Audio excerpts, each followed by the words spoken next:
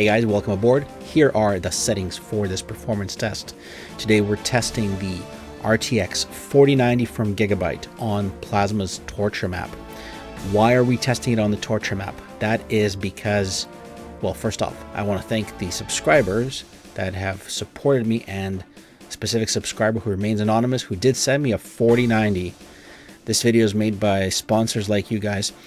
The best way to support this channel is hit the like button, hit the subscribe, write some comments, and hit share on this video. But back to the torture map. 4090 24 gig OC. Why am I making this video? First off, because DCS is not Flight Sim 2020. You don't just fly around in the clouds looking at pretty things. You don't just take off your F-18 off of a runway and do a circle.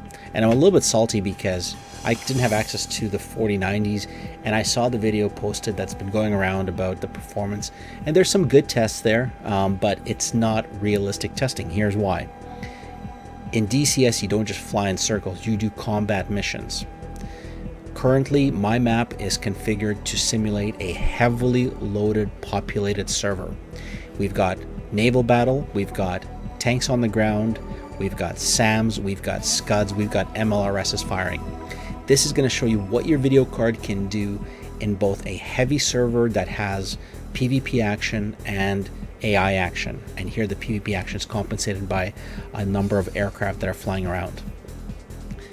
Why is this important? Because you might get 250 or a million FPS flying around in the clouds with nothing else going on. But when it gets down to the brass tacks, you get the real performance difference. And that's what you're going to see here. Now, what have I observed? With the 4090, and in this particular case, I've got the Gigabyte 4090 OC 24 gig. Props to Gigabyte, great card, although it's huge. There is a performance improvement in single player, simple missions, bomb or intercept. You're going to go from anywhere from 60 FPS that you had on a 3090 all the way up to 90 or 100 FPS. And in VR, yes, it's pretty awesome. In simple single player missions, 120 FPS easily with settings turned on to high. Fantastic. Multiplayer.